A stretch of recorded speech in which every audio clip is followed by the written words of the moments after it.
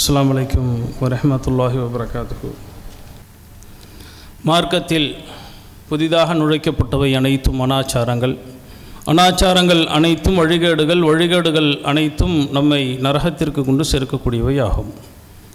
அல்லாஹ்வின் தூதர் ஸல்லல்லாஹு அலைஹி வஸல்லம் அவர்கள் மீதும் அவர்களை பின்பற்றி வாழ்ந்த உத்தம சத்திய சஹாபிய பெண்மணிகள் மீதும் மற்றும் இங்கு அமர்ந்திருக்கக்கூடிய நம் அனைவர்கள் மீதும் ஏக இறைவனாகிய அல்லாஹ்வின் சாந்தியும் சமாதானமும் என்றென்றும் நின்று நிலவட்டுமாக என்று பிரார்த்தித்தவனாக எனது உரையை துவங்குகிறேன்.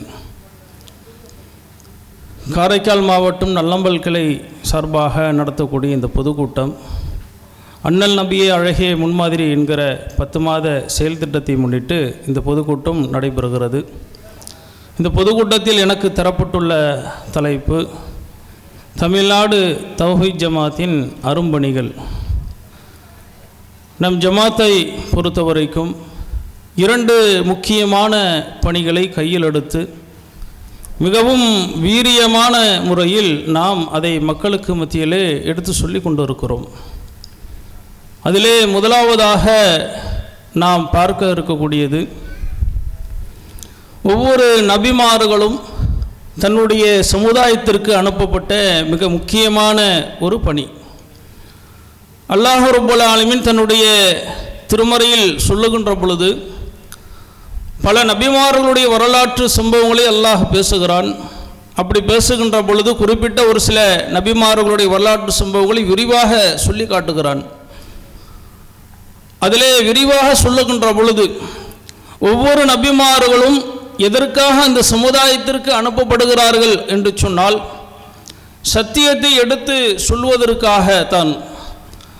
அல்லாஹுடைய சட்டங்களை, அல்லாஹ்வால் இந்த மனித குலத்திற்கு கற்பிக்கக்கூடிய அந்த ஒழுங்குகளை சரியான முறையில் அந்த தூதர் எடுத்து சொல்ல வேண்டும். அந்த ஒரு நோக்கத்திற்காகத்தான் ஒவ்வொரு சமுதாயத்திற்கும் அல்லாஹ் ரப்பல் ஆலமீன் ஒரு தூதரை அனுப்புகிறான். இறுதியாக அனுப்பப்பட்ட முஹம்மது நபி ஸல்லல்லாஹு அலைஹி வஸல்லம் அவர்கள் இறுதியாக அனுப்பப்பட்டுட்டாங்க. இதற்கு பிறகு இந்த தூது செய்தியை எடுத்து சொல்லுவதற்கு யாரும் கிடையாது.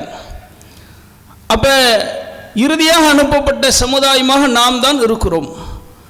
அப்ப நாம் தான் எடுத்து சொல்ல வேண்டிய ஒரு கடமை, ஒரு பொறுப்பு நம் அனைவருக்கும் இருக்கிறது. ஏனென்று சொன்னால், அல்லாஹ்வின் தூதர் ஸல்லல்லாஹு அலைஹி வஸல்லம் அவர்கள் ஹஜ்ஜத்துல் விதாவில் அனைத்து மக்களும் ஒன்று கூடக்கூடிய அந்த அரஃபா மைதானத்தில் தன்னுடைய 23 ஆண்டுகால பிரச்சாரத்தினுடைய மிகவும் சுருக்கமான முறையில் மக்களுக்கு மத்தியில் எடுத்து சொல்லுகிறார்கள். அதிலே மிக முக்கியமாக அவர்கள் குறிப்பிடுவது என்னவென்று சொன்னால், பல்லிகு அன்னி வலவ் ஆயா, என்னிடமிருந்து ஒரு செய்தி உங்களுக்கு கிடைத்தாலும் சரி, நீங்கள் அனைத்து மக்களுக்கும் சொல்ல வேண்டும் என்கிற ஒரு கட்டளையை அந்த இடத்தில் அல்லாஹ்வின் தூதர் ஸல்லல்லாஹு அலைஹி வஸல்லம் அவர்கள் சொல்லுகிறார்கள். அல்லாஹ் ரப்பல் ஆலமீன் திருமறையில் பேசுகின்ற பொழுது, வல் தகும் மின்கும் உம்மத்துன் யதுஊன இலல் கைரி வ யஅமுரூன பில் மஅரூஃபி வ யன்ஹவுன அனில் முன்கர் வ உலாயிக ஹுமுல் முஃப்லிஹூன், நன்மை ஏவி தீமையை தடுக்கும் நல்வழியை நோக்கி அழைக்கும் சமுதாயம் உங்களிடத்தில் இருக்க வேண்டும், அவர்கள்தான் வெற்றி பெற்றோர் என்று அல்லாஹ் ரப்பல் ஆலமீன் திருமறையிலே பேசுகிறான். அதே போன்று இன்னொரு இடத்தில் அல்லாஹ் சொல்லுகின்ற பொழுது, வமன் அஹ்ஸனு கௌலன் மிம்மன் தஆ இலல்லாஹ் வ அமில ஸாலிஹன் வ கால இன்னனி மினல் முஸ்லிமீன், அல்லாஹ்வை நோக்கி மக்களை அழைத்து நல்லறம் செய்து நான் முஸ்லிம் என்று அழகிய சொல்லை கூறுபவனை விட அழகிய சொல்லை கூறுபவன் யார் என்று அல்லாஹ் ரப்பல் ஆலமீன் திருமறையிலே கேட்கிறான். அப்படிப்பட்ட ஒரு தூதர்கள் செய்த ஒரு பணி இன்றைக்கு நாம் எடுத்து சொல்ல வேண்டிய ஒரு கடமை, ஒரு பொறுப்பு நமக்கு இருக்கிறது. இன்றைக்கு அல்லாஹ்வுடைய தூதர் ஸல்லல்லாஹு அலைஹி வஸல்லம் அவர்கள் அல்லாஹ்வுடைய தூதரும் சொன்னதற்கு மாற்றமான பல காரியங்களை இன்றைக்கு செய்து கொண்டு இருக்கிறார்கள். அந்த காரியங்களை நாம் மார்க்கத்திற்கு முரணான காரியங்கள் என்று நாம் இந்த சமுதாயத்திற்கு எடுத்து சொல்லி கொண்டுதான் இருக்கிறோம். அதையும் வீரியமான முறையில் நாம் எடுத்து சொல்லிக் கொண்டு இருக்கிறோம். எந்த அளவிற்கு என்று சொன்னால், விவாத அழைப்புகள் மூலமாக நாம் சொல்லுகிறோம். ஏதாவது கருத்து முரண்பாடுகள் மார்க்கத்தின் பெயரால் இருக்கிறதா, அப்போ வாங்க விவாதம் பண்ணலாம் என்று அவர்களுக்கு அழைப்பு கொடுக்கக்கூடிய விதத்தில் நாம் அந்த பணியை செய்து வருகிறோம். அதே போன்று கேள்வி பதில் நிகழ்ச்சியின் மூலமாக முஸ்லிம்களுடைய நேரடி கேள்வி பதில் நிகழ்ச்சி, அவர்களுக்கு மார்க்கத்தில் ஏதாவது சந்தேகம் இருக்கிறதா, உங்களுடைய கேள்வியை நீங்கள் முன்வையுங்கள், அதற்கான பதில் தரப்படும் என்று சொல்லி எளிய மார்க்கம் என்கிற அந்த நிகழ்ச்சியின் வாயிலாக பல மக்களுக்கு நாம் எடுத்து சொல்லிக் கொண்டு இருக்கிறோம். அது மட்டுமல்லாமல் இந்த சமுதாயத்தில் விதத்தான காரியங்களை அதிகமான முறையில் செய்யக்கூடியவர்கள் இருக்கிறார்கள். செய்யக்கூடியது யார் என்று சொன்னால், நாங்கள் அல்லாஹ்வை ஏற்றிருக்கிறோம், அல்லாஹ்வுடைய தூதரை ஏற்றிருக்கிறோம் என்று சொல்லக்கூடிய ஒரு முஸ்லீம் சமுதாயம்தான் இன்றைக்கு மார்க்கத்துக்கு முரணான பிதஅத்தான காரியங்களை செய்து கொண்டு இருக்கிறார்கள். அப்ப அதை கண்டும் காணாமல் போனோம் என்று சொன்னால், அல்லாஹ் திருமறையில் சொல்லுகிறானே, சிறந்த சமுதாயமாக இருக்கிறீர்கள். யாரை சொல்லுகிறான்? நன்மை ஏவி தீமை தடுக்கக்கூடியவர்கள் தான் சிறந்த சமுதாயம். இப்ப மார்க்கத்துக்கு முரணான பல காரியங்களை செய்கிறார்களே, அப்படிப்பட்டவர்களை கண்டும் காணாமல் நாம் போகாமல் அவர்களுக்கு நாம் எடுத்து சொல்லுகிறோம். நாம் எப்படி சொர்க்கத்திற்கு செல்ல வேண்டும் என்று ஆசைப்படுகிறோமோ அதே போன்று அவர்களுக்கும் அழகான முறையில் ஒரு அன்பான அழைப்பு கொடுக்கப்படுகிறது. மார்க்கத்தில் இல்லாததை நீங்கள் செய்து கொண்டிருக்கிறீர்களே, மார்க்கத்துக்கு முரணான காரியங்களை நீங்கள் செய்து கொண்டிருக்கிறீர்களே, இதற்கு என்ன ஆதாரம் என்று நாம் இந்த சமூகத்தில் வாழக்கூடிய மாற்று கொள்கையில் இருப்பவர்களிடத்தில் ஒரு கேள்வியாக ஒவ்வொரு முறையும் நாம் கேட்டுக்கொண்டு இருக்கிறோம். நம்மளுடைய தாவா பணியை, சத்தியத்தை எடுத்துக்கொண்டே சென்று கொண்டு இருக்கிறோம்.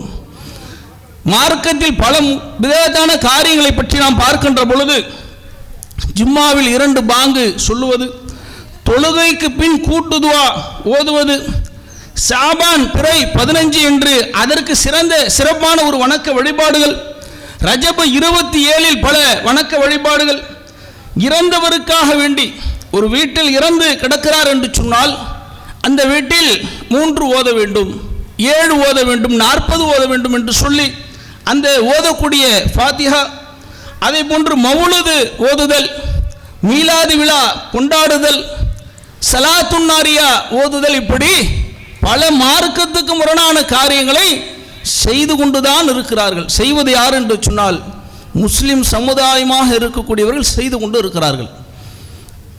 அதனுடைய விளைவு என்ன ஆகும்? கொண்டு போய் நரகத்தில் சேர்த்துவிடும். குல்லு பிதஅத்தின் லலாலா குல்லு லலாலத்தின் ஃபின்னார். ஒவ்வொரு பிதஅத்தும் வழிகேடு, ஒவ்வொரு வழிகேடும் நரகத்தில் கொண்டு போய் சேர்க்கும் என்று அல்லாஹ்வின் தூதர் ஸல்லல்லாஹு அலைஹி வஸல்லம் அவர்கள் ஒவ்வொரு உரையிலும் சொல்லி இருக்கிறார்கள் என்று சொன்னால், அப்படிப்பட்ட ஒரு பாவமான ஒரு காரியத்தை நாம் கண்டும் காணாமல் போவது ஒரு சிறந்த சமுதாயமாக இருக்க மாட்டோம் என்பதை கருத்தில் கொண்டு இந்த மக்களுக்கு நாம் எடுத்து சொல்ல வேண்டிய ஒரு கடமை இருக்கிறது என்று சொல்லி இந்த சமூகத்தில் பல மக்கள் வழி தவறி இருக்கிறார்கள். மார்க்கத்தில் இல்லாததை புதிதாக உருவாக்கி வைத்துக் கொண்டு நன்மை என்ற பெயரில் பல மக்களுக்கு எடுத்து சொல்லிக் கொண்டு இருக்கிறார்கள். இது மிகப்பெரிய ஒரு தவறு. இது எங்கு கொண்டு போய் சேர்க்கும் என்று சொன்னால் உங்களை நரகத்தில் கொண்டு போய் சேர்த்து விடும் என்று சொல்லி பல மக்களுக்கு விழிப்புணர்வை ஏற்படுத்தி கொண்டே இருக்கிறோம். அல்லாஹ்வுடைய மிக பெரும் கிருபையினால் நாம் எடுத்து சொல்லுவதின் காரணமாக பிதஅத்திலிருந்து பல மக்கள் தெளிவடைந்து இருக்கிறார்கள். ஒவ்வொரு வருடமும் நீங்கள் பாருங்கள், ரமலான் மாதம் வருகின்ற பொழுது அந்த லைலத்துல் கத்ர் இரவு 27 தான் இறங்குகிறது என்று சொல்லி அதை சிறப்பாக கொண்டாடக்கூடிய ஒரு காட்சி. அதே போன்ற இரவு தொழுகை 8 ரக்காத் அல்லாஹ்வின் தூதர் ஸல்லல்லாஹு அலைஹி வஸல்லம் தொழுதிருக்கிறார்கள் என்பதற்கு பல ஆதாரங்கள் இருந்தும் கூட அதை அவர்கள் தொழாமல் இல்லை 20+3 தான் தொழுதிருக்கிறாங்க. இப்படி பல மார்க்கத்துக்கு முரணான காரியங்களை, பிதஅத்தான காரியங்களை செய்யக்கூடிய சமூகத்தில் நாம் எடுத்து வீரியமான முறையில் நாம் அல்லாஹ்விற்கு மட்டுமே அஞ்சி அல்லாஹ்வுடைய தூதரும் சொன்னதற்கு மாற்றமாக இந்த காரியங்களை இவர்கள் செய்து கொண்டிருக்கிறார்களே, இவர்கள் செய்வதின் விளைவு கொண்டு போய் இவர்களை நரகத்தில் தள்ளிவிடும் என்ற ஒரு நோக்கத்திற்காக வேண்டி இந்த சமூகத்தில் நாம் ஒவ்வொரு மாதமும் சொல்லிக் கொண்டு இருக்கிறோம், ஒவ்வொரு நாளும் சொல்லிக் கொண்டு இருக்கிறோம். ஒவ்வொரு மாதத்துக்கு ஒவ்வொரு பிதாத்தான காரியங்களை செய்யக்கூடிய ஒரு வழக்கம் இருக்கிறது. ஷாபான் மாதம், ரஜபு மாதம், சஃபர் மாதம், இப்படி ஒவ்வொரு மாதத்திலும் ஒவ்வொரு பிதாத்தான பாவமான காரியங்களை செய்யக்கூடிய ஒரு சமுதாயம். இப்போ கண்டும் காணாமல் நாம் போக முடியாது. ஷிர்கான காரியங்களை செய்து கொண்டு இருக்கிறார்களே, ஷிர்கான காரியம் எங்கு கொண்டு போய் சேர்க்கும்? சொர்க்கத்தினுடைய வாடையை கூட அவர்கள் நுகர முடியாது.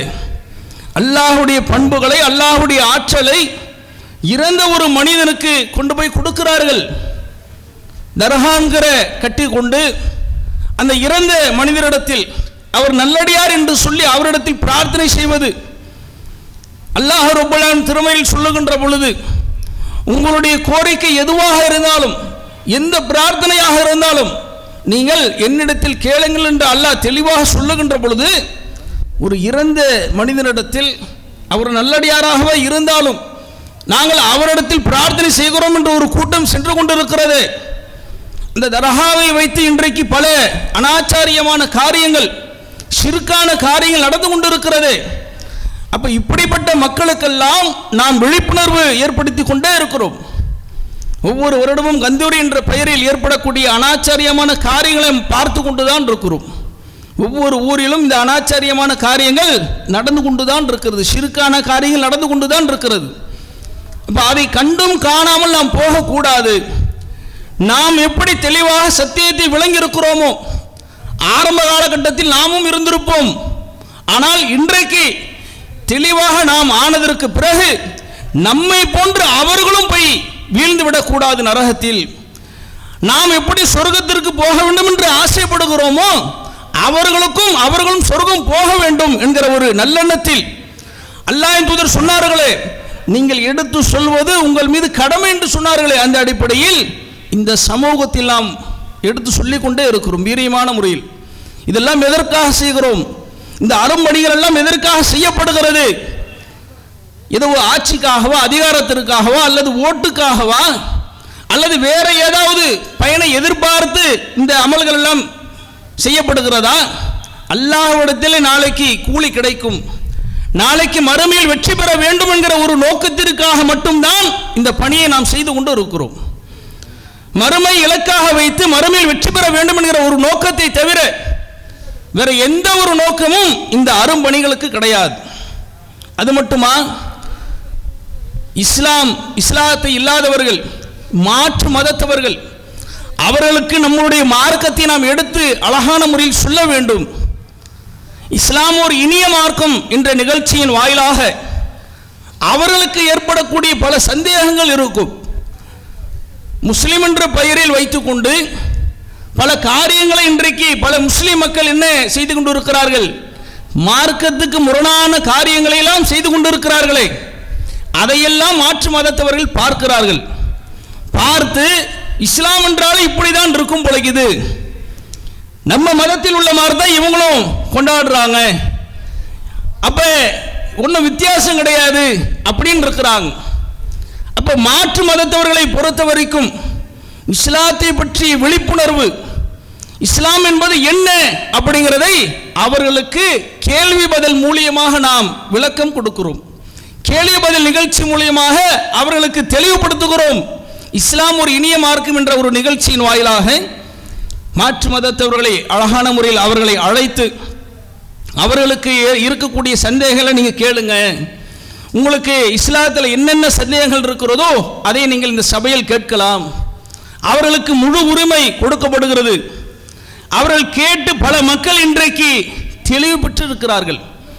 எந்த அளவிற்கு என்று சொன்னால், நாங்கள் இஸ்லாத்தை வேற மாதிரி நினைத்து கொண்டிருந்தோம், ஆனால் இன்றைக்கு நீங்கள் இஸ்லாத்தை இதெல்லாம் இல்லை அப்படிங்கிறீங்களே, ஆச்சரியமாக இருக்கிறது என்று சொல்லக்கூடிய வகையில் பல மக்கள் தெளிவடைந்து செல்லுகிறார்கள் என்று சொன்னால், தர்ஜுமான்கிற அந்த குரான், இன்றைக்கு நம் ஜமாத் மூலியமாக போடப்பட்ட தர்ஜுமா குரான், மாற்று மதத்தவர்கள் படிக்கக்கூடிய வகையில் அழகான தமிழாக்கத்தோடு குரான் அந்த விளக்கங்களை சாதாரண நடைமுறையில் அந்த குரானை நாம் பல மாற்று மதத்தவர்களுக்கு அன்பளிப்பாக கொடுத்து, நீங்கள் இதை படித்து பாருங்கள், குர்ஆன் என்பது முஸ்லிம் மக்களுக்கு மட்டும் சொந்தம் கிடையாது, முஸ்லிம் மதத்தவர்களுக்கு மட்டும் உரிமை கொண்டாட வேண்டும் என்று அல்லாஹ்வும் அல்லாஹ்வுடைய தூதரும் சொல்லவில்லை.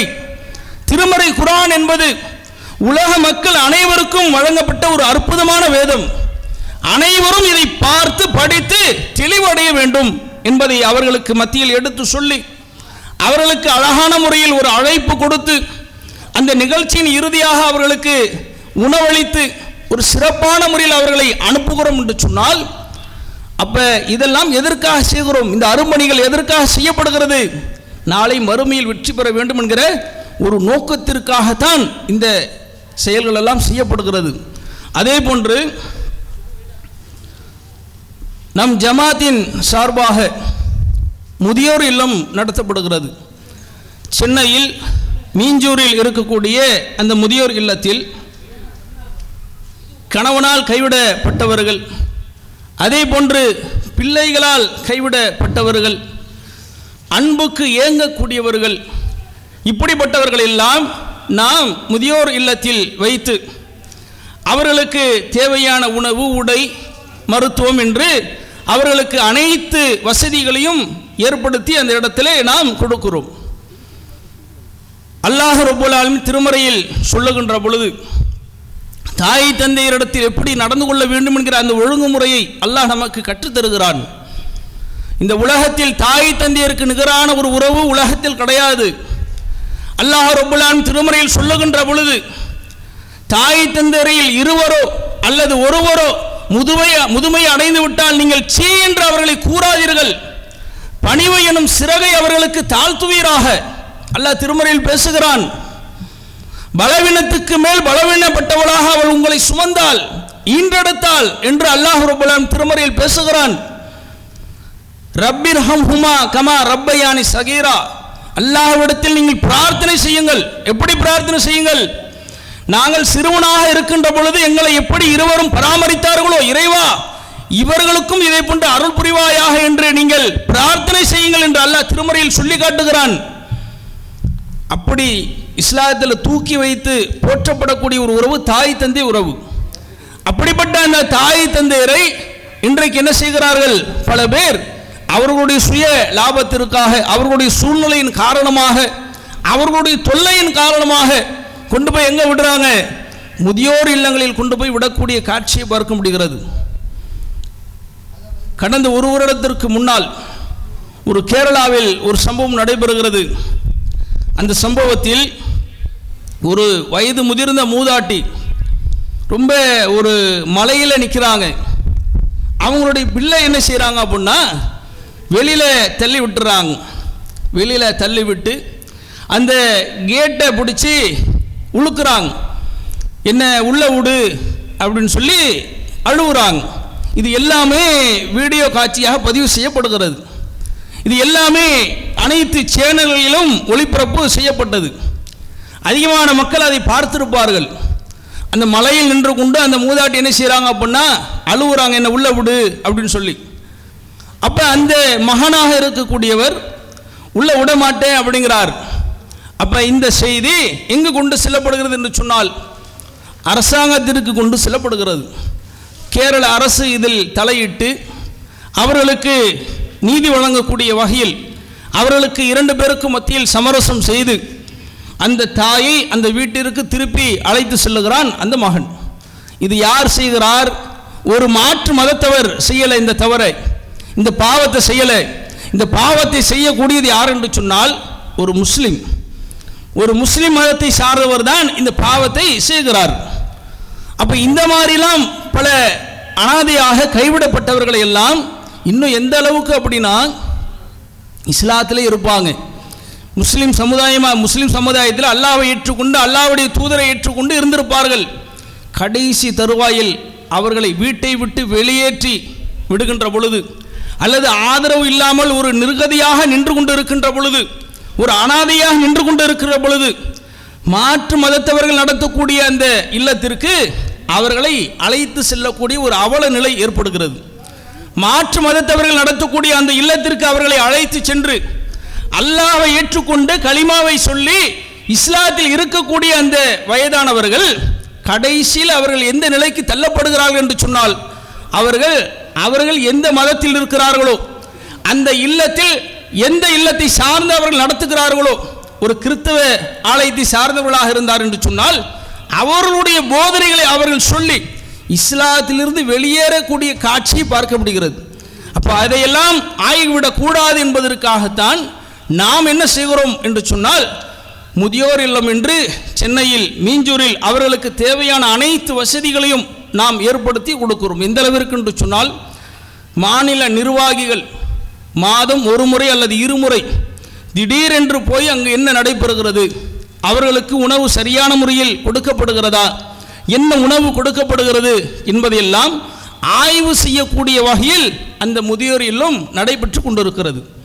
அதே போன்று சிறுவர்களுக்கான ஆதரவு இல்லம் அல்லாஹ்வின் தூதர் ஸல்லல்லாஹு அலைஹி வஸல்லம் அவர்கள் சொல்லுகின்ற பொழுது, ரொம்ப விபத்தில் தாய் தந்தையை இழந்திருக்கும் அந்த பிள்ளை, அல்லது தந்தை இருந்தும் தந்தை இழந்திருக்கும் அந்த பிள்ளை, அதே போன்று தாய் தந்தையர் இல்லாமல் ஒரு அரவணைப்பு இல்லாமல் ஒரு பாதுகாப்பு இல்லாமல் அந்த பிள்ளை இருந்திருக்கும். இப்படிப்பட்ட பிள்ளைகள் எல்லாம் நாம் சிறுவர் இல்லம் என்று நாம் நடத்தி வருகிறோம்.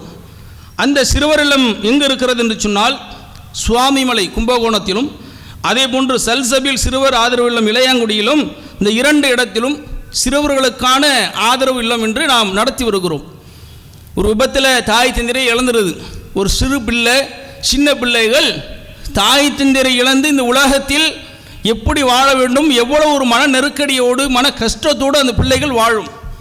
உலகத்தில் பார்க்கக்கூடிய பல தாய் தந்தையரோடு செல்லக்கூடிய அந்த பிள்ளைகளை பார்க்கின்ற பொழுது அந்த பிள்ளையுடைய மனது இயங்கக்கூடிய வகையில் நமக்கும் தாய் தந்தையர் இருந்திருந்தால் அழகான முறையில் நம்மை வளர்த்திருப்பார்கள் என்ற ஏக்கம் இல்லாத அளவிற்கு அந்த பிள்ளைகளுக்கு அழகான முறையில் உணவு, அதே போன்று உடை, அதே போன்று மருத்துவ பராமரிப்பு செலவுகள், இதையெல்லாம் பார்த்து ஒவ்வொன்றையும் பார்த்து செய்யக்கூடிய வகையில் நாம் சிறுவர் இல்லங்களை நடத்தி வருகிறோம். அல்லாஹ்வின் தூதர் ஸல்லல்லாஹு அலைஹி வஸல்லம் அவர்கள் கூறினார்கள், யார் அனாதையினுடைய செலவுக்கு அனாதையோடு யார் பராமரிப்பை ஏற்றுக்கொள்ளுகிறாரோ, ஆதரவு கொடுக்கிறாரோ, அவரும் நானும் இப்படி இருப்போம் என்று 2 விரல்களை சேர்த்து அல்லாஹ்வின் தூதர் ஸல்லல்லாஹு அலைஹி வஸல்லம் அவர்கள் சொன்னார்கள். சொர்க்கத்தில் 2 பேரும் இப்படி இருப்போம் அப்படின்னாங்க. அந்த அடிப்படையில் மார்க்கத்தில் நன்மை எதிர்பார்த்து நாம் என்ன செய்கிறோம் என்று சொன்னால், இந்த சிறுவர் இல்லம் நாம் நடத்தி வருகிறோம். அது மட்டுமல்லாமல் இஸ்லாத்தை ஏற்று வரக்கூடிய ஆண்கள் மற்றும் பெண்களுக்கான தாவா சென்டர் நடைபெறுகிறது. ஆண்கள் மற்றும் பெண்கள் இருவரும் இஸ்லாத்தை புரிந்து குர்ஆனை படித்து அதை கற்றறிந்து இதுதான் உண்மையான மார்க்கம், இது இறைவனுடைய வேதம் என்று சொல்லி இஸ்லாத்தை தழுவி உலக ஆதாயங்களுக்காக அல்லாமல் இஸ்லாத்தை முழுமையாக நேசித்து யாரெல்லாம் உள்ளே வருகிறார்களோ அவர்களுக்காக வேண்டி தாவா சென்டர் நடைபெற்று வருகிறது. ஆண்களுக்கும் சரி பெண்களுக்கும் சரி மதுரையில் நடைபெற்று வருகிறது. அதே போன்று இஸ்லாமிய கல்லூரி 4 ஆண்டு படிப்பு, அந்த 4 ஆண்டு படிப்புகளில் அவர்களுக்கு அனைத்து செய்திகளும் சொல்லி தரப்படுகிறது. அரபு இலக்கணம் முதல் அல்லாஹ்வின் தூதர் ஸல்லல்லாஹு அலைஹி வஸல்லம் அவர்கள் சொன்னார்களே, யார் கல்வியை தேடி ஒரு பாதையில் செல்லுகிறாரோ அவருக்கு சொர்க்கத்தினுடைய பாதை அல்லாஹ் இலகுவாக ஆக்குகிறான். அதே போன்று பல ஊர்களில் பல பேச்சாளர்கள் இல்லாமல் பலவர் சிரமப்படக்கூடிய ஒரு நிலை, மக்களுக்கு தாவா பணி எடுத்து சொல்லக்கூடிய அளவிற்கு வீரியமான எடுத்து சொல்லக்கூடிய அளவிற்கு அழைப்பாளர்கள் இல்லை என்கிற அந்த குறையை, அந்த கவலையை போக்கக்கூடிய வகையில் மக்களுக்கு மத்தியில் ஒவ்வொருவரும் எடுத்து சொல்ல வேண்டும் என்ற உயரிய நோக்கத்தோடு நாம் இந்த 4 ஆண்டு எம்ஐசி படிப்பை திருச்சியில் இருக்கக்கூடிய இஸ்லாமிய கல்லூரியாக நாம் நடத்தி வருகிறோம். அது மட்டுமல்லாமல் ஒவ்வொரு மாவட்டத்திலும் நீங்கள் பார்த்தீர்கள் என்று சொன்னால் முஸ்லீம் மக்களுக்கான தாவா சென்றும் நடைபெற்று வருகிறது, மதரசா நடைபெற்று வருகிறது. 1 வருட ஆலிமா 2 வருட ஆலிமா வகுப்புகள் நடைபெற்று வருகிறது. இது எதற்காக இதெல்லாம் செய்யப்படுகிறது? முஸ்லீம் மக்களில் பல பேர் என்ன செய்வாங்க, ஒரு தெளிவு இல்லாமல் பிதஅத்தான காரியங்கள், மார்க்கத்துக்கு முரணான காரியங்களை செய்யக்கூடியவர்களாக அவங்களும் இருப்பாங்க. அவர்களுக்கும் அந்த போதனைகள் சென்றடைய வேண்டும், அவர்களும் படிக்க வேண்டும், தெளிவாக ஆக வேண்டும் என்ற அந்த நோக்கத்தில் நாம் இதே போன்று மதரசாக்களை எடுத்து நாம் நடத்தி வருகிறோம். நம் மாவட்டத்திலும் சரி ஒரு வருட ஆலிமா வகுப்பு, 4 மாத தீனியாத் வகுப்பு நடைபெற்று வருகிறது. ரசூல் ஸல்லல்லாஹு அலைஹி வஸல்லம் அவர்கள் சொன்னார்கள்,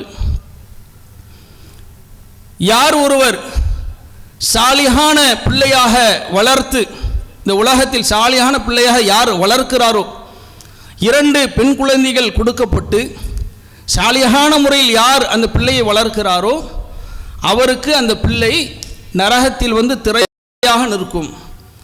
ஒரு பிள்ளைக்கும் அந்த சிறப்பை அல்லாஹ்வின் தூதர் ஸல்லல்லாஹு அலைஹி வஸல்லம் கூறுகிறார்கள். ஒரு பெண் பிள்ளையை பெற்றவர், அது ஒரு பிள்ளைக்கும் அந்த சிறப்பு இருக்கிறது, 2 பிள்ளைகளுக்கும் அந்த சிறப்பை அல்லாஹ்வின் தூதர் ஸல்லல்லாஹு அலைஹி வஸல்லம் அவர் சொல்லுகிறார்கள். 2 பெண் பிள்ளைகளை பெற்று சாலிஹான முறையில் யார் அதை வளர்த்து இந்த உலகத்தில் ஆளாக்குகிறாரோ அவருக்கு அந்த பெண் பிள்ளைகள் நரகத்தின் பாதுகாப்பாக வந்து நிற்கும் என்று அல்லாஹ்வின் தூதர் சொன்னார்களே. அப்போ மார்க்கத்தினுடைய சட்டங்கள் அந்த பிள்ளைகளுக்கு போக வேண்டும், மார்க்கத்தினுடைய போதனைகள் அந்த பிள்ளைக்கு போக வேண்டும்.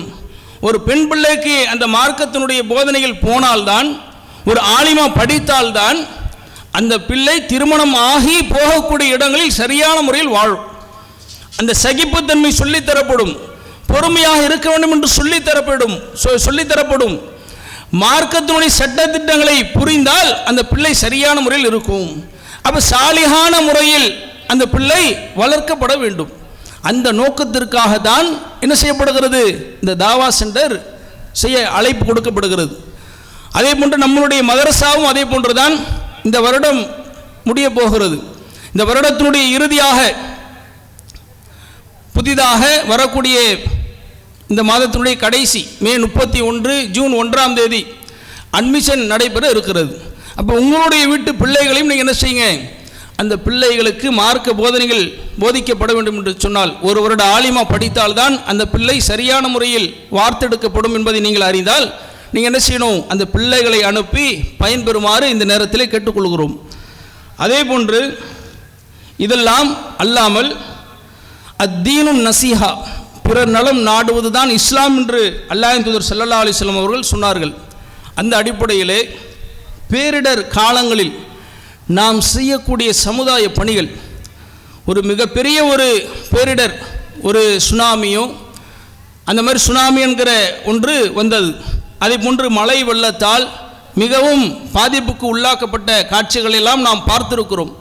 சென்னையில் கடலூரிலாம் பார்த்தீங்க அப்படின்னா கடந்த ஒரு 5-6 வருடங்களுக்கு முன்னால் மிகப்பெரிய ஒரு வெள்ளம் ஏற்பட்டது. அந்த வெள்ள பெருக்கில் அதிகமான மக்கள் சாப்பிடுவதற்கு சாப்பாடு இல்லாமல் மிகவும் சிரமப்படக்கூடிய ஒரு நிலை. அப்போ அந்த மாதிரி நேரங்களிலெல்லாம் யார் அந்த மக்களுக்கு போய் முன்னெடுத்து யார் அதை கொடுப்பார்கள், உணவுப் பொருட்களை யார் கொண்டு போய் கொடுப்பார்கள் என்று ஒவ்வொருவரும் பார்த்து கொண்டு இருக்கக்கூடிய நேரத்தில் தௌஹீத் ஜமாஅத்தினுடைய பல தொண்டர்களை இறக்கி, அதிகப்படியான தொண்டர்களை இறக்கி அந்த நேரத்திலே அத்தியாவசிய பொருட்களாக இருக்கக்கூடிய பால், பிஸ்கட்டு, சிறு பிள்ளைகளை வைத்துக்கொண்டு அந்த பிள்ளைகளுக்கு சிறு பிள்ளைகள் வைத்துக்கொண்டு அதே போன்று ரொம்ப சிரமப்படுவாங்க. எந்த அளவிற்கு சிரமப்படுவாங்கன்னா, அந்த வெள்ள பெருக்கில் வீடு ஃபுல்லாக தண்ணியாக இருக்கும், வெளியில் அவர்களால் வர முடியாத அளவிற்கு ஒரு நிலை. அப்போ அந்த மாதிரி நேரத்தில் உணவுப் பொருட்கள் சிரமப்படுவாங்க. அந்த சிரமப்படக்கூடியது யார் என்று பார்த்தால் ரொம்ப ஒரு செல்வந்தனாக இருப்பான். அந்த செல்வந்தன் கூட என்ன செய்வான், சாப்பிடுவதற்கு சாப்பாடு இல்லாத ஒரு சூழல்ல என்ன செய்வான் அப்படின்னா, கிட்டத்தட்ட அதிகப்படியான வசூல் நாம் செய்து அந்த நேரத்தில் அதிகப்படியான ஒரு கோடி அளவிற்கு நாம் என்ன செய்கிறோம், வசூல் செய்து கூட அந்த மக்களுக்கு நாம் அதிகமான முறையில் விநியோகம் செய்கிறோம். பால், பிஸ்கட்டு, அதே போன்று மெழுகு வர்த்தி, இப்படி எது தேவைப்படுகிறதோ மக்களுக்கு, அந்த மக்களை எல்லாம் எந்த அளவிற்கு என்று சொன்னால், ஒரு சில மாற்று மதத்தவர்கள் பார்த்து வியக்கக்கூடிய வகையில் நாம் எப்போதுமே ஒரு பேனர் போட்டுருவோம். பேனர் மட்டும் போடுவது மட்டுமல்ல, செயலிலும் நாம் நடைமுறைப்படுத்துவோம். எந்த அளவுக்கு, மழை காலங்களில் உங்களுடைய வீடுகள் ரொம்ப ஒரு குடிசை வீடாக இருக்கிறதா, அப்போ அங்கே தங்கக்கூடிய ஒரு நிலை இல்லை என்று சொன்னால், பாதிப்பு ஏற்படக்கூடிய ஒரு நிலை உங்களுடைய வீடு இருக்கு என்று சொன்னால், நீங்கள் பள்ளிவாசலுக்கு வாருங்கள், பள்ளிவாசலில் நீங்கள் வந்து தங்கிக் கொள்ளுங்கள் என்று அவர்களுக்கு அழகான முறையில் அழைப்பு கொடுக்கப்படும். இப்போ நாம் செய்யக்கூடிய பணிகள் எல்லாம் முஸ்லிம் மக்கள் என்று பார்த்து செய்யலை, மாற்று மதத்தவர்களும் அந்த இடத்தில் இருக்கதான் செஞ்சாங்க. அந்த இடத்துல ஒரு இந்து நண்பர் இருப்பார், ஒரு கிறிஸ்தவ நண்பர் இருப்பார். எல்லாருக்கும் தான் நம்ம என்ன சரிசமமாக அந்த நேரத்தில் பிறர் நலம் நாடுவது இஸ்லாம் என்று அல்லாஹ்வின் தூதர் சொன்னார்களே, அந்த அடிப்படையில் இவர் முஸ்லீம் தான், இவருக்கு மட்டும்தான் நம்ம கொடுக்கணும் அப்படி செய்யல. அனைத்து மதத்தவர்களாக இருந்தாலும் அவனும் ஒரு உயிர், அவனுக்கும் பசி இருக்கும், அவனுடைய பிள்ளையும் பசியில் துடிக்கும், அவர்களுக்கும் நாம் உணவுப் பொருட்களை கொடுக்க வேண்டும் என்று கூறி அந்த நேரத்தில் பல தொண்டர்கள் ஜமாத்து, நம்மளுடைய ஜமாத்தின் நிர்வாகிகள் பல தொண்டர்கள் என்ன செஞ்சாங்க அப்படின்னா களத்தில் இறங்கி பல வெள்ள பெருக்கில் போலீஸ் போக முடியாத இடங்களெல்லாம் நாம் நன்மையை நாடு இறங்கி அவர்களுக்கு கொண்டு போய் சேர்த்தோம். இதெல்லாம் எதற்காக செய்கிறோம்? அல்லாஹ்வுடைய கிருபையை கொண்டு நாம் செய்வதற்கு எதற்காக செய்து கொண்டு இருக்கிறோம்? இந்த பணிகளை எல்லாம் அல்லாஹ்விடத்தில் நாளைக்கு மறுமையில் கூலி கிடைக்கும் என்பதற்காகத்தான்.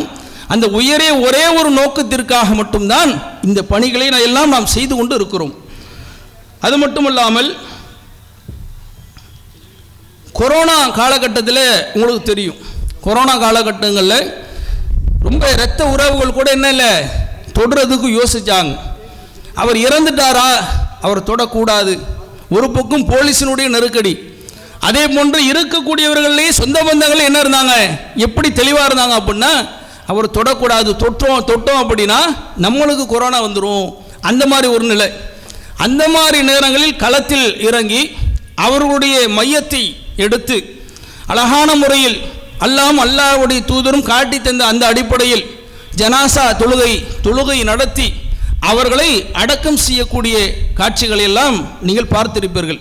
இதெல்லாம் சமுதாய பணியாக நாம் செய்யக்கூடிய ஒரு பணியாக இருந்து கொண்டு இருக்கிறது. அது மட்டுமல்லாமல் மருத்துவ உதவியாக நீங்கள் எடுத்து பார்த்தீர்கள் என்று சொன்னால் ஒவ்வொரு மருகசிலும் ஒவ்வொரு மாவட்டங்களிலும் மருத்துவ உதவியாக பல பேர் வந்து கொண்டு தான் இருக்கிறார்கள், மனுக்கள் எடுத்துக்கொண்டு வருகிறார்கள். அப்படி வரக்கூடிய அந்த மக்களுக்கு நம்மால் முடிந்த அளவிற்கு ஜும்மாவில் அறிவிப்பு செய்து அல்லது செல்வந்தர்களிடத்தில் சொல்லி அவர்களுடைய சூழ்நிலை ரொம்ப வறுமையில் அவங்க இருக்கிறாங்க, அவங்களுடைய கஷ்டத்தை எடுத்து சொல்லி நாம் எவ்வளவு பொருளாதாரம் சேருமோ அவர்களுடைய முழு தேவையும் பூர்த்தி செய்ய முடியவில்லை என்றாலும் கூட முடிந்த அளவிற்கு நம்மால் எவ்வளவு அவர்களுக்கு உதவி செய்ய முடியுமோ அவ்வளவு உதவிகளை நாம் செய்து வருகிறோம். அதே போன்று இரத்த தான முகாம் மிக முக்கியமான ஒரு பணி, உயிர் காக்கக்கூடிய ஒரு பணி. அந்த இரத்த தான முகாமை பொறுத்த வரைக்கும் கிட்டத்தட்ட ஒரு 15 ஆண்டுகளாக முன்னிலையில் வகிக்கக்கூடிய ஒரு ஜமாத்தாக இந்த ஜமாத் இருக்கிறது. எந்த அளவிற்கு என்று சொன்னால் இரத்தம் தேவைப்பட்டது என்று சொன்னால் நீங்கள் என்ன செய்யுங்க அப்படின்னா தமிழ்நாடு தௌஹீத் ஜமாத்தை நீங்கள் கான்டாக்ட் பண்ணுங்க, அவங்கள தொடர்பு கொள்ளுங்க அப்படின்னு சொல்லக்கூடியது யார் அப்படின்னா மருத்துவ அந்த ஹாஸ்பிட்டலில் இருக்கிறாங்க பாருங்கள், மருத்துவமனையில் இருக்கக்கூடிய டாக்டர்கள் சொல்லக்கூடிய வகையில் அந்த அளவிற்கு தமிழ்நாடு பல மருத்துவமனைகளுக்கு நீங்கள் சென்றீர்கள் என்று சொன்னால் ரத்தம் உடனே வேணும் அப்படின்னா நீங்கள் தமிழ்நாடு தௌஹீத் ஜமாத்தை நீங்கள் தொடர்பு கொண்டீங்கன்னா உடனே அவர்கள் ஏற்பாடு செய்து கொடுப்பாங்க அப்படிங்கிற ஒரு நம்பிக்கையை பெற்று இருக்கிறது. அது பல அரசு அதிகாரிகளும் அதேபோன்று மாற்று மதத்தவர்களும் தெளிவாக விளங்கி வைத்திருக்கிறார்கள். தமிழ்நாடு தௌஹீத் ஜமாத் அப்படின்னாலே உடனே ரத்தத்தை கொடுக்க வரக்கூடியவர்கள், அந்த உயிர் காக்கக்கூடிய அந்த விஷயத்தில் அவர்கள் அதிகமாக ஆர்வத்தை செலுத்தக்கூடியவர்கள் என்று விளங்கி வைத்திருக்கிறார்கள். அப்போ இரத்த தான முகாம் என்று நாம் என்ன செய்கிறோம், செய்து கொண்டு இருக்கிறோம். அல்லாஹ் பாருங்க, அந்த இரத்த தானத்தை கூட அல்லாஹ் எப்படி வைத்திருக்கிறான், கிட்டத்தட்ட 10க்கும் மேற்பட்ட அந்த குரூப் இருக்கிறது. ஒரு அண்ணனுக்கும் தம்பிக்கும் ஒரே மாதிரி குரூப் இருக்காது, அவருக்கு வேற இருக்கும் இவருக்கு வேற இருக்கும். அப்போ அந்த நேரத்தில் கூட அல்லாஹ் என்ன செய்கிறான், ஒரு சோதனையாக அவருடைய உதவி இவருக்கு தேவை. ஒரு மாற்று மதத்தவராக இருப்பார், அவருக்கு ஒரு ஓபாசிட்டி தேவைப்படும்.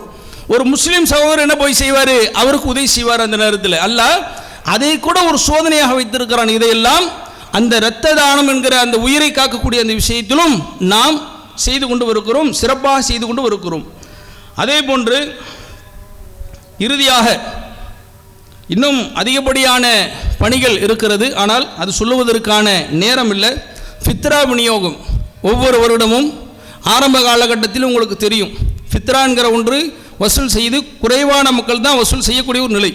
ஆனால் இன்றைக்கு பல கோடி கணக்கில் நாம் வசூல் செய்து பல மக்களுக்கும் நம்ம எடுத்து கொடுக்கக்கூடிய வகையில் வாங்கி உடனே அந்த பெருநாளுக்கு முன்னால் நீங்கள் கொடுத்து விட வேண்டும் என்று அல்லாஹ் சொன்னார்களே, அந்த அடிப்படையில் நாம் என்ன செய்கிறோம் அப்படின்னா அனைத்து மக்களும் சந்தோஷமான முறையில் அந்த பெருநாளை கொண்டாட வேண்டும் என்ற அடிப்படையில் நாம் உடனே எடுத்து விநியோகம் செய்யக்கூடிய ஒரு நிலை நாம் ஃபித்ரா என்ற விநியோகம் செய்து கொண்டு இருக்கிறோம். அதே போன்று கண்டன ஆர்ப்பாட்டங்கள், சமூகத்திற்கு இழைக்கப்படக்கூடிய மிகப்பெரிய ஒரு அநீதியாக இருக்கட்டும், அரசாங்கத்தால் ஏற்படக்கூடிய ஒரு நெருக்கடியாக இருக்கட்டும், இப்படி அனைத்து விஷயங்களையும் நாம் களத்தில் இறங்கி அந்த அரசுக்கு எதிராக கண்டன ஆர்ப்பாட்டங்களை உடனே அறிவிக்கக்கூடிய ஒரு ஜமாத்தாக இந்த ஜமாத் இருக்கிறது.